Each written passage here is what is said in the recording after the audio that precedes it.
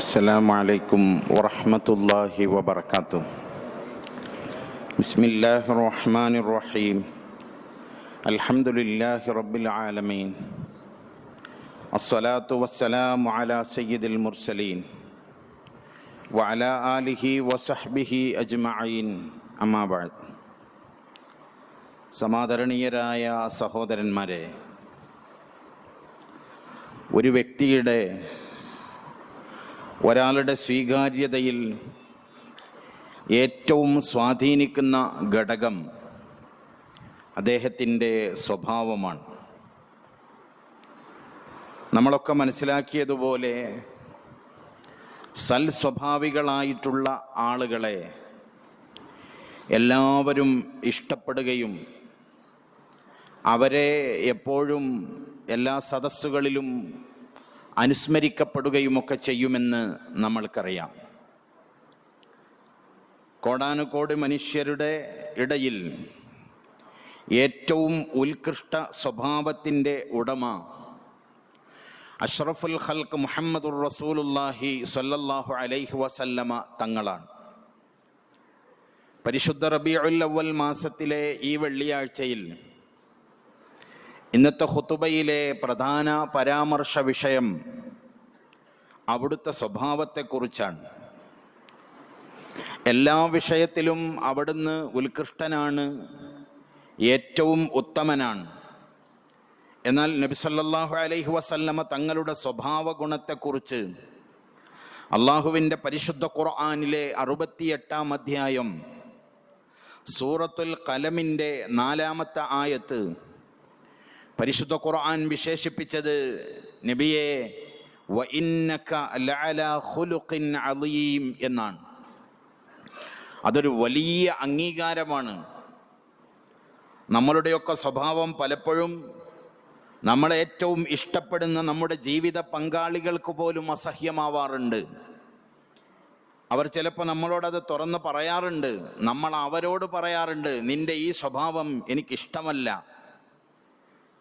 എന്നാൽ നബി സല്ലല്ലാഹു അലൈഹി വസല്ലമ തങ്ങളുടെ സ്വഭാവത്തെക്കുറിച്ച് അള്ളാഹുവിൻ്റെ അംഗീകാരപത്രം നബിയെ നിശ്ചയം തങ്ങൾ ലഅലാ ഖുലുഖിൻ അളീം, അതിമഹത്തായ സ്വഭാവത്തിൻ്റെ ഉടമയാകുന്നു, ഏറ്റവും നല്ല സ്വഭാവത്തിൻ്റെ അംഗീകാരമുള്ള ആളാണ് തങ്ങളെന്ന് പരിശുദ്ധ ഖുർആൻ. മറ്റ് സർവ്വ നബിമാരെക്കാളും മറ്റു മഹാന്മാരെക്കാളും ലോകത്തുള്ള സർവ്വരെക്കാളും ഇമാം ബൂസൈരി റഹിമഹുല്ല തൻ്റെ ബുറുദയിൽ ഇങ്ങനെ പറയുന്നുണ്ട്, ഫഖൻ നബിയ്യീന ഫീ ഖൽഖിൻ വഫീ ഖുലൂഖിൻ വലം യുദാനുഹു ഫീ ഇൽമിൻ വലാ കറമീ. സർവ്വനബിമാരും നബിയെ അങ്ങയുടെ സ്വഭാവത്തിൻ്റെ മുന്നിൽ അവരൊക്കെ പിറകിലാണ്, അവരൊക്കെ തങ്ങളുടെ താഴെയാണ്. വലം യുദാനുഹു ഫീ ഇൽമിൻ വലാ കറമീ, അറിവിലും മഹത്വത്തിലും അവരാരും തങ്ങളുടെ കൂടെ എത്തുകയില്ല നബിയെ. അതിമഹത്തായ സ്വഭാവം, പരിശുദ്ധ ഖുർആൻ വെളിച്ചം വീശിയ സർവ്വ നന്മകളും പുണ്യനബി സല്ലല്ലാഹു അലൈഹി വസല്ലമ തങ്ങളിൽ കാണാം. ബീബി ആയിഷ റളിയല്ലാഹു അൻഹയോട് സഅദ് ഇബ്നു ഹിശാം വന്ന് ചോദിക്കുന്നു, യാ ഉമ്മൽ മുഅ്മിനീൻ, ഓ ഉമ്മുൽ മുഅ്മിനീൻ ആയിഷ ബീവിയെ, അംബിഊനി അൻ ഖുലുഖി റസൂലില്ലാഹി സ്വല്ലല്ലാഹു അലൈഹി വസല്ലം, നിങ്ങൾ അള്ളാഹുവിൻ്റെ റസൂലിൻ്റെ സ്വഭാവത്തെക്കുറിച്ച് ഞങ്ങൾക്കൊന്ന് പറഞ്ഞു തരണം. ആ സമയത്ത് ബീവി ആയിഷ റളിയല്ലാഹു അൻഹ പറഞ്ഞു കൊടുക്കുന്നു എന്താണ് അവിടുത്തെ സ്വഭാവം. ആയിഷ തിരിച്ചു ചോദിക്കുന്നു, ഫഖാലത്ത് അലസ്ത തഖറഉൽ ഖുർആൻ, നിങ്ങൾ ഖുർആൻ ഓതാറില്ലേ എന്ന് ചോദിച്ചു. ചോദ്യകർത്താവിനോട് ചോദിച്ചു, നിങ്ങൾ ഖുർആൻ ഓതാറുണ്ടോ? ഖാല ബല, ഞാൻ ഖുർആൻ ഓതാറുണ്ട്. ഉടനെ ആയിഷ ബീവിയുടെ മറുപടി, ഖാലത്ത് ഫഇന്ന ഖുലുഖൻ നബി സല്ലല്ലാഹു അലൈഹി വസല്ലം കാനൽ ഖുർആൻ, നബി സല്ലല്ലാഹു അലൈഹി വസല്ലമ തങ്ങളുടെ സ്വഭാവം പരിശുദ്ധ ഖുർആനായിരുന്നു എന്ന് പറഞ്ഞാൽ അതിനർത്ഥം ഒരുപാട് വ്യാഖ്യാനങ്ങൾ ഈ ഹദീസിനുണ്ട്. അതിലേറ്റവും പ്രധാനപ്പെട്ടത് പരിശുദ്ധ ഖുർആൻ വെളിച്ചം വീശിയ എല്ലാ നന്മകളും മുഹമ്മദ് നബി സല്ലല്ലാഹു അലൈഹി വസല്ലമ തങ്ങളിൽ കാണാം. ഇത് മഹാത്ഭുതമാണ്. പരിശുദ്ധ ഖുർആൻ വിലക്കിയ സർവ്വ തിന്മകളെയും പൂർണ്ണമായും അവിടുത്തെ ജീവിതത്തിൽ നിന്ന് മാറ്റി നിർത്തിയത് നമ്മൾക്ക് കാണാൻ സാധിക്കും. അവിടുത്തെ ജീവിതം പരിശോധിച്ച് നോക്കിയാൽ അവിടുത്തെ ഉത്തമ സ്വഭാവത്തിന് പ്രകടമായ ഒരുപാട് ഉദാഹരണങ്ങളുണ്ട്. ഹ്രസ്വമായ ഇതുപോലെയുള്ള സംസാരങ്ങളിൽ അത് വിശദീകരിക്കുക സാധ്യമല്ല. ഒന്ന് രണ്ട് ഉദാഹരണങ്ങൾ ഞാൻ സൂചിപ്പിക്കാം. അവിടുത്തെ ചില സ്വഭാവങ്ങൾ മഹാനായ അനസ് ഇബ്നു മാലിക് റളിയല്ലാഹു അൻഹുവിൽ നിന്ന് നിവേദനം ചെയ്യുന്നു. അന്ന റസൂലല്ലാഹി സ്വല്ലല്ലാഹു അലൈഹി വസല്ലം ഇദാ സാഫഹ അർ-റജുല കാന ലം യൻസിഅ യദഹു മിൻ യദിഹി. നബി സല്ലല്ലാഹു അലൈഹി വസല്ലം തങ്ങൾ ആരെങ്കിലും മുസാഫഹത്ത് ചെയ്താൽ, ആരെങ്കിലും കൈ ആലിംഗനം ചെയ്താൽ, നമ്മൾ പലപ്പോഴും വലിയ തിരക്കുള്ളവരായിട്ട് സ്വയം ചമയാറുണ്ട്. എനിക്ക് ഭയങ്കര തിരക്കാണ്, ഞാൻ ബിസിയുള്ള ആളാണ്, എനിക്കാരെയും നോക്കാനോ മൈൻഡ് ചെയ്യാനോ സ്വന്തം കുഞ്ഞുങ്ങളെപ്പോലും ശ്രദ്ധിക്കാൻ സമയമില്ല എന്നിടയ്ക്കിടെ പറയുന്നവരാണ്. എന്നാൽ 23 കൊല്ലം കൊണ്ട് മഹാത്ഭുതം സൃഷ്ടിച്ച പ്രവാചകരുടെ സ്വഭാവം അനസ് ഇബ്നു മാലിക് തങ്ങൾ പറയാണ്, അവിടെ നിന്ന് ആരെങ്കിലും മുസാഫഹത്ത് ചെയ്താൽ അവിടെ നിന്ന് കൈ പിൻവലിക്കൂല. ഹത്താ യകൂന ഹുവല്ലദീ യൻസിഉ യദഹു. ആരാണോ ആ കൈ ഇങ്ങോട്ട് പിടിച്ചത് അയാൾ പിൻവലിച്ചാലല്ലാതെ മുഹമ്മദുർ റസൂലുള്ളാഹി സ്വല്ലല്ലാഹു അലൈഹി വസല്ലമ തങ്ങൾ ധൃതി കാണിച്ച് ആ കൈ പിൻവലിക്കുമായിരുന്നില്ല. അവിടുത്തെ സ്വഭാവത്തിൽ നമ്മൾ കാണുന്ന ഒരു വിശിഷ്ടമായ ഒരു ഗുണമാണത്. വലാ യസ്രിഫു വജ്ഹഹു അൻ വജ്ഹിഹി ഹത്താ യകൂന ഹുവല്ലദീ യസ്രിഫു വജ്ഹ. ആരെങ്കിലും അവിടുത്തോട് അഭിമുഖമായി വന്ന് സംസാരിക്കുമ്പോൾ അയാൾ മുഖം തിരിക്കാതെ അള്ളാഹുവിൻ്റെ റസൂൽ മുഖം തിരിക്കാറില്ല. നമ്മൾ ആരെങ്കിലും നമ്മളോട് സംസാരിക്കുമ്പോൾ നമ്മൾക്ക് ധൃതിയുണ്ടെന്ന് അയാളെ ബോധ്യപ്പെടുത്താൻ വേണ്ടി മറ്റെവിടെയെങ്കിലുമൊക്കെ ശ്രദ്ധിക്കും. അല്ലെങ്കിൽ ഒന്ന് ഫോണിലേക്കൊക്കെ നോക്കുമ്പോൾ അയാൾക്ക് മനസ്സിലാവും ഇയാളെൻ്റെ സംസാരം കേൾക്കാനുള്ള മൂഡിലല്ല, അയാൾ സംസാരം നിർത്തിയിട്ട് പോകും. എന്നാൽ മുഹമ്മദ് നബി സല്ലല്ലാഹു അലൈഹി വസല്ലം ആരാണോ തൻ്റെ അടുത്ത് വന്ന ആഗതൻ അയാൾ മുഖം തിരിക്കാതെ അവിടെ നിന്ന് മുഖം തിരിക്കുമായിരുന്നില്ല എന്ന് മഹാനായ അനസ് ഇബ്നു മാലിക് റളിയല്ലാഹു അൻഹു പറയുകയാണ്. എന്ന് മാത്രമല്ല, നമ്മുടെ ഇടയിലേക്ക് ഒരു പ്രധാനപ്പെട്ട ഒരു ആലിം അല്ലെങ്കിൽ ഒരു സയ്യിദ് കടന്നു വരുമ്പോൾ നമ്മളൊക്കെ എഴുന്നേറ്റ് നിൽക്കാറുണ്ട്. പക്ഷേ ഇമാം ഗസാലി തങ്ങൾ തൻ്റെ ഇഹ്യയിൽ ഉദ്ധരിക്കുന്നു, തുർമുദിയുടെ സുനനിലൊക്കെ കാണാൻ കഴിയും, നബി സല്ലല്ലാഹു അലൈഹി വസല്ലമ തങ്ങൾ കയറി വരുമ്പോൾ വകാന അസ്ഹാബുഹു ലാ യഖൂമൂന ലഹു. അല്ലാഹുവിൻ്റെ റസൂൽ കയറി വരുമ്പോൾ സഹാബത്ത് എഴുന്നേറ്റ് നിൽക്കുമായിരുന്നില്ല. എന്തുകൊണ്ടാണ് എഴുന്നേറ്റ് നിൽക്കാത്തത്? ലിമാ അറഫു മിൻ കറാഹത്തിഹി ലിദാലിക്.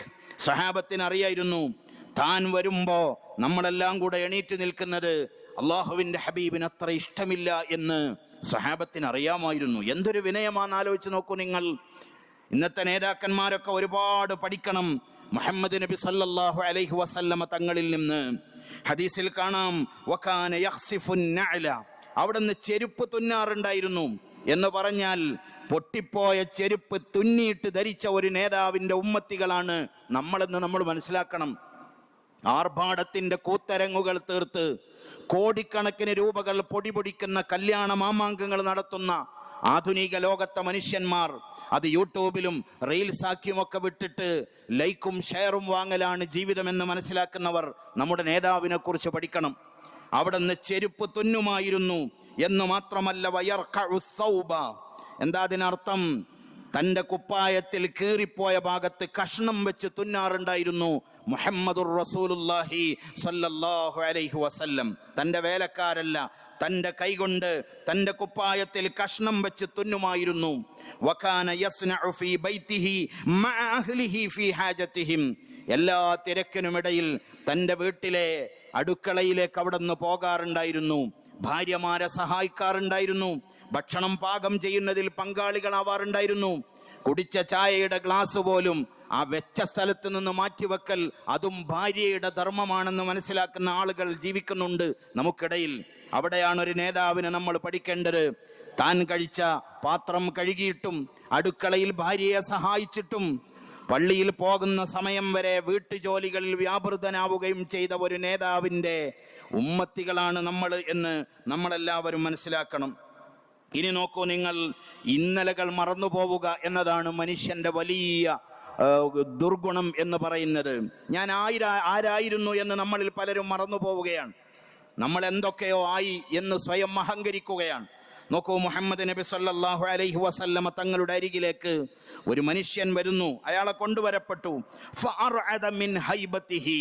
അർഅദ എന്ന് പറഞ്ഞാൽ അയാളൊന്ന് നടുങ്ങിപ്പോയി. നബി സല്ലല്ലാഹു അലൈഹി വസല്ലമ തങ്ങളെ ലൈവായിട്ടങ്ങ് കണ്ടപ്പോ മിൻ ഹൈബത്തിഹി, ബഹുമാനം കൊണ്ട് ആ മനുഷ്യനൊന്നങ്ങ് നടുങ്ങിപ്പോയി. ഫഖാല ലഹു, മുഹമ്മദുർ റസൂലുള്ളാഹി സല്ലല്ലാഹു അലൈഹി വസല്ലമ തങ്ങൾ ആ മനുഷ്യനോട് പറഞ്ഞു, ഹവ്വിൻ അലൈക്, സമാധാനിക്കൂ, ബേജാറാവണ്ട, നീ എന്തിനാ പേടിക്കുന്നത്? ഫലസ്തു ബി മലിക്കിൻ, ഞാനൊരു രാജാവല്ല, ഞാനൊരു സ്വേച്ഛാധിപതിയല്ല, ഞാനൊരു അഹങ്കാരിയായ രാജാവല്ല. പിന്നെ ഞാൻ ആരാന്നറിയോ? ഇന്നമാ അന ഇബ്നു ഇംറഅത്തിൻ മിൻ ഖുറൈശ്, ഞാൻ ഖുറൈശികളിൽപ്പെട്ട ഒരു ഉമ്മാന്റെ മോനാണ്. എന്താ എൻ്റെ ഉമ്മാന്റെ വിശേഷണം എന്നറിയോ? തഅകുലുൽ ഖദീദ്, ഉണക്ക മാംസം ഭക്ഷിക്കുന്ന ഒരു ഉമ്മാന്റെ മോനാണ് ഞാൻ. എന്താണ് ആ പറഞ്ഞതിനർത്ഥം? ദാരിദ്ര്യം കൊടികുത്തി വാഴുന്ന കാലത്ത് എവിടെ നിന്നെങ്കിലും കുറച്ചധികം മാംസം കിട്ടിയാൽ അത് ഉണക്കി വെക്കുന്ന പതിവുണ്ടായിരുന്നു അറബികൾക്ക്. ദാരിദ്ര്യം വല്ലാതെ ബുദ്ധിമുട്ടിക്കുന്ന സമയത്ത് ആ മാംസം എടുത്ത് പാകം ചെയ്ത് കഴിക്കുന്ന ഒരു സ്വഭാവമുണ്ടായിരുന്നു. അങ്ങനെ ഉണക്കി വെച്ച മാംസം കഴിക്കുന്ന സാധുവായ ഒരു ഖുറൈശി ഉമ്മയുടെ മോനാണ് ഞാൻ രാജാവല്ല. എന്നെ കാണുമ്പോ നിങ്ങൾ എന്തിനാണ് ഇങ്ങനെ പേടിക്കുന്നതെന്ന് മുഹമ്മദുർ റസൂലുള്ളാഹി സ്വല്ലല്ലാഹു അലൈഹി വസല്ലം 10 വർഷം അള്ളാഹുവിന്റെ റസൂലിനെ ഖിദ്മ ചെയ്ത മഹാനായ അനസ് റളിയല്ലാഹു അൻഹു അള്ളാഹുവിന്റെ ഹബീബിനെ കുറിച്ച് പറയുന്നുണ്ട്, വലഖദ് ഖദംതു റസൂലല്ലാഹി സ്വല്ലല്ലാഹു അലൈഹി വസല്ലമ 10 സിനീൻ, ഞാൻ 10 കൊല്ലം അള്ളാഹുവിന്റെ റസൂലിന്റെ ഖാദിമാണ്. എന്നാൽ ഫമാ ഖാല ലീ ഖത്തു ഉഫിൻ, ആ 10 കൊല്ലത്തിനിടയിൽ ഒരിക്കൽ പോലും എന്നോട് ഛേ എന്ന ഒരു വാക്ക് അവിടുന്ന് പറഞ്ഞിട്ടില്ല. വമാ ഖാല ലി ശൈഇൻ സനഅതുഹു ലിമ സനഅത, ഞാൻ ചെയ്ത ഒരു കാര്യത്തെ ചൂണ്ടിയിട്ട് ലിമ സനഅത, എന്തിനാണ് അനസ അങ്ങനെ ചെയ്തത് എന്ന് 10 കൊല്ലത്തിനിടക്ക് എന്നോട് അവിടുന്ന് പറഞ്ഞിട്ടില്ല. ഞാൻ ചെയ്യാതെ പോയ കാര്യത്തെക്കുറിച്ച് ലിമ തറക്തഹു, നീ എന്തിനാണ് അനസ അത് ഒഴിവാക്കിയത് എന്ന് 10 കൊല്ലത്തിനിടക്ക് ആരംഭ റസൂലുള്ളാഹി സ്വല്ലല്ലാഹു അലൈഹി വസല്ലമ തങ്ങൾ എന്നോട് ചോദിച്ചിട്ടില്ല. ഒരു മനുഷ്യന്റെ സ്വഭാവത്തിന്റെ ഉദാഹരണങ്ങളാണ് ഇതൊക്കെ. ആലോചിച്ച് നോക്കൂ, മദീനയിലെ ചെറിയ മക്കൾ, മദീനയിലെ ചെറിയ പെൺകുട്ടികൾ, ഇമാം ബുഖാരി തങ്ങൾ അദബിൽ ഉദ്ധരിക്കുന്നത് കാണാം. അള്ളാഹുവിന്റെ റസൂലിനോട് അത്രയ്ക്ക് ഇഷ്ടമായിരുന്നു മക്കൾക്ക്. സ്ത്രീകളെ അവരുടെ ഉന്നതിക്ക് വേണ്ടി, അവരുടെ ഉയർച്ചയ്ക്ക് വേണ്ടി ഏറ്റവും കൂടുതൽ പ്രവർത്തിച്ച സ്ത്രീ വിമോചന പ്രസ്ഥാനത്തിന്റെ അജയ്യനായ നേതാവാണ് മുഹമ്മദ് മുസ്തഫ സല്ലല്ലാഹു അലൈഹി വസല്ലം. സ്ത്രീ വിമോചകന്മാരുടെ കുപ്പായം ധരിച്ച പലരുടെയും മേലങ്കികൾ ഊരി വീഴുന്ന കാഴ്ചകളാണ് ഇന്ന് നമ്മൾ കണ്ടുകൊണ്ടിരിക്കുന്നത്.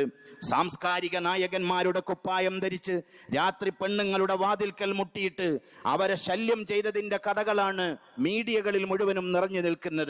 പ്രവാചകരെ കുറിച്ച് നമ്മൾ പഠിക്കണം, അവിടുന്ന് സ്ത്രീകൾക്കുണ്ടാക്കിയ അന്തസ്സിനെ കുറിച്ച് പഠിക്കണം. മദീനത്തെ ചെറിയ പെൺമക്കൾ, അള്ളാഹുവിന്റെ റസൂല് മദീനയിലൂടെ നടക്കുമ്പോ ഇൻകാനത്തിൽ അമതു മിൻ ഇമാഇ അഹ്ലിൽ മദീന, മദീനയിലുള്ള ചെറിയ മക്കൾ റസൂലുള്ളാഹി സ്വല്ലല്ലാഹു അലൈഹി വസല്ലമ തങ്ങളുടെ ലതൗഖുദു ബിയദി റസൂലില്ലാ, റസൂലുള്ളാഹിന്റെ കൈയിങ്ങ് പിടിക്കും. അവിടുന്ന് എന്തോ തിരക്കിട്ട് പോവുകയായിരിക്കും, എന്നാലും കുഞ്ഞുമക്കൾ അവിടുത്തെ കൈ പിടിക്കും. ഫതൻതലികു ബിഹി ഹൈസു ശാഅത്, അവരെങ്ങോട്ടാണോ ഉദ്ദേശിച്ചത് അങ്ങോട്ട് കയ്യും പിടിച്ച് നടക്കും. അള്ളാഹിന്റെ ഹബീബ് അവരോട് മുടക്കം പറയൂല. ആ മക്കളുടെ ആഗ്രഹം കഴിയുന്നത് വരെ അവർക്ക് എന്താണോ എന്നിൽ നിന്ന് ആവശ്യം, ആ കുഞ്ഞു മക്കളെ സന്തോഷിപ്പിച്ചിട്ടല്ലാതെ അവിടുന്ന് പോകാറില്ലെന്ന് മഹാനായ അനസ് ഇബ്നു മാലിക് റളിയല്ലാഹു അൻഹു. നമ്മളൊക്കെ എടുത്തുചാട്ടക്കാരും ചില സമയങ്ങളിലൊക്കെ അനാവശ്യ ഗൗരവം പ്രകടിപ്പിക്കുന്നവരും അനാവശ്യ ഭക്തി കാണിക്കുന്നവരും ഒക്കെയാണ്. എന്നാൽ അള്ളാഹുവിന്റെ റസൂലിനെ നമ്മൾ പഠിക്കണം. മദീനത്തെ പള്ളിയിൽ ഒരിക്കൽ ഒരു അയറാബി വന്ന് മൂത്രമൊഴിച്ചു.